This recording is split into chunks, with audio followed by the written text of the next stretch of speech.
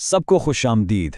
अच्छा, कभी ये ख्याल आया है कि सोना इतना कीमती क्यों है और लोहा इतना आम सा?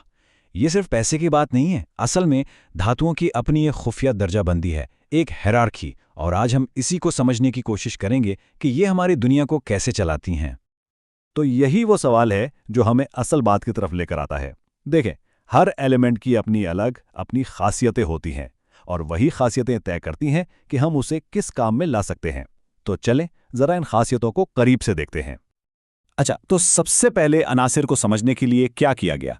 जाहिर है जो चीज़ सबसे पहले नजर आती है उसी से शुरुआत की गई, यानी उनकी ज़ाहिरी खुसूसियात को देखा गया, वो क्लूज जो बिल्कुल सामने थे। तो सबसे पहली और सबसे वाज़ेह चीज़ वो चमक। यही तो धातुओं की पहचान है। जरा सोचें, जब किसी पॉलिश किए हुए लोहे, तांबे या एल्यूमिनियम पर रोशनी पड़ती है तो कैसी शानदार चमक पैदा होती है। इसी को कहते हैं धाती चमक या मेटालिक लस्टर। अब आती है एक और हैरान कुन खुसूसियत।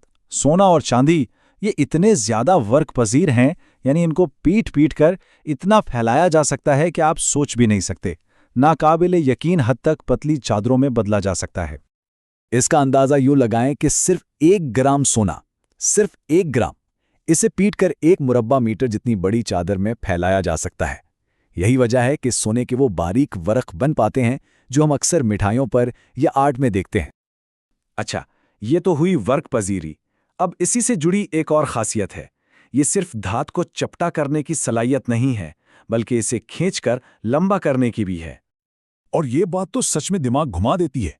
सिर्फ 1 ग्राम सोने से 2 किलोमीटर लंबी तार खींची जा सकती है। 2 किलोमीटर! ये है सोने की हैरत अंगेज तार पजीरी यानी डक्टिलिटी। तो अब तक हमने एक आम धात की क्या तस्वीर बनाई है? वो चमकदार होती है, इसे किसी भी शक्ल में ढाला जा सकता है, मजबूत होती है, हरारत और बिजली को आसानी से गुजरने देती है, और हाँ, जब इस पर चोट लगे तो एक गूंज पैदा होती है, जैसे मंदिर की घंटी। यही वजह है कि तांबा बिजली की तारों और बर्तनों के लिए इतना बेहतरीन समझा जाता है। लेकिन कहानी इतनी सीधी नहीं है।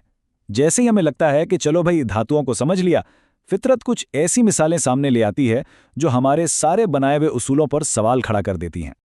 अब ये जो एक्सेप्शंस हैं ये हमारे बनाए गए सीधे साधे उसूलों को तोड़ देती हैं। मसलन हम कहते हैं धातें ठोस और सख्त होती हैं, ठीक? तो फिर सोडियम को मक्खन की तरह आसानी से चाकू से कैसे काटा जा सकता है? और पारा, वो तो कमरे के दर्जे हरारत पर माया होता है। और बात सिर्फ यहीं खत्म नहीं होती। गैलियम और सीजियम जैसी धातें तो हाथ की गर्मी से ही पिघल जाती हैं। दूसरी तरफ आयोडीन, जो कि एक गैर धात है, वो चमकदार होती है। और ग्रेफाइट, जो कार्बन की एक किस्म है, बिजली का अच्छा मौसिल है। तो अब ये बात साफ हो गई कि सिर्फ इन ज़ाहिरी खुसूसियात पर भरोसा नहीं किया जा सकता। हमें इनमें फ़र्क करने के लिए कोई गहरा, कोई ज़्यादा पक्का तरीका चाहिए। तो यहीं से हमारी सोच में एक बड़ा मोड़ आता है। अब हम ये नहीं देखते कि एनासिर दिखते कैसे हैं, बल्कि हम ये जांचना शुरू करते हैं कि वो करते क्या हैं। मतलब वो दूसरी चीज़ों के साथ कीमियाई तौर पर रिएक्ट कैसे करते हैं। इसके लिए साइंसदानों ने एक बाकायदा तरीका अपनाया। उन्होंने धातुओं को पानी के साथ टेस्ट करना शुरू किया। कुछ धातें जैसे सोडियम, वो तो ठंडे पानी में भी धमाके से रिएक्ट करती हैं, वहीं लोहा सिर्फ भाप के साथ रिएक्ट करता है। और सोना तो किसी भी चीज़ से रिएक्ट ही नहीं करता। हवा के साथ भी यही कहानी है। एक तरफ सोडियम है जिसे अगर खुला छोड़ दें तो हवा में ही आग लग जाती है, और दूसरी तरफ सोना है जिसे तेज से तेज आंच पर भी रख दें तो उसकी चमक मांद नहीं पड़ती। तो अब ये बात बिल्कुल साफ है कि ये रिएक्टिविटी यानी अमल पजीरी, सख्ती या चमक से कहीं ज्यादा काबिले भरोसा पैमाना है। तो इन तमाम तजुर्बात के बाद एक बहुत बड़ी कामयाबी हासिल हुई। साइंसदानों के हाथ एक मास्टर की लग गई, एक ऐसा खुफिया कोड जिससे धातुओं के कीमियाई रवैये को समझा जा सकता था। तो क्या कोई ऐसी एक लिस्ट हो सकती है, एक ऐसी तरतीब जो हमें पहले से बता दे कि कौन सी धात कैसे रिएक्ट करेगी? जी हाँ, बिल्कुल है। और ये रही वो लिस्ट। इसे कहते हैं रिएक्टिविटी सीरीज या अमल पजीरी का सिलसिला। इसमें धातुओं को उनकी रिएक्टिविटी के हिसाब से ऊपर से नीचे तरतीब दिया गया है। ये केमिस्ट्री का एक बहुत ही कारआमद टूल है जो हमें धातुओं के रवैये की पेशगोई करने में मदद देता है। और इसका एक सुनहरी उसूल है, वो ये कि जो धात इस लिस्ट में ऊपर है यानी ज्यादा रिएक्टिव है, वो अपने से नीचे वाली कम रिएक्टिव धात को उसके सॉल्ट सॉल्यूशन से बेदखल कर देगी। जैसे अगर आप लोहे की कील को कॉपर सल्फेट के नीले महलूल में डालें तो कील पर तांबे की एक भूरी तह जम जाएगी। क्यों? क्योंकि लोहा तांबे से ज्यादा रिएक्टिव है। अच्छा, तो अब हमने ये कोड समझ लिया, लेकिन इसका फायदा क्या है? ये जानने से हमें क्या हासिल हुआ?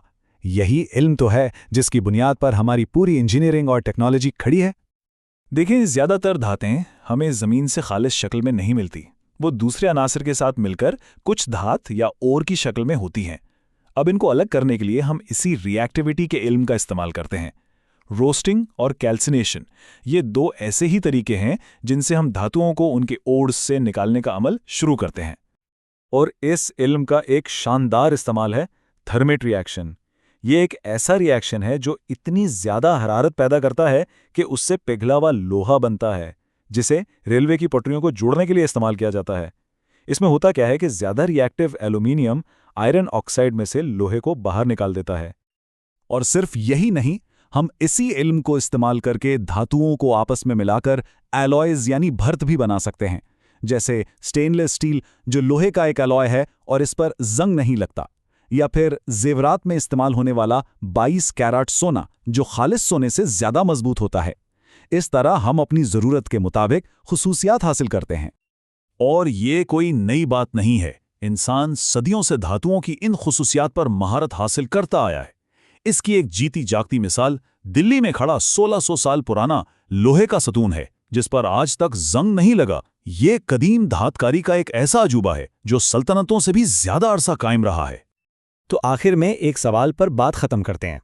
अगर हम किसी भी उनसर की इस हायरार्की में जगह को ठीक ठीक समझ लें तो सोचें कि हम आने वाले कल में कैसे कैसे नए मवाद डिज़ाइन कर सकते हैं।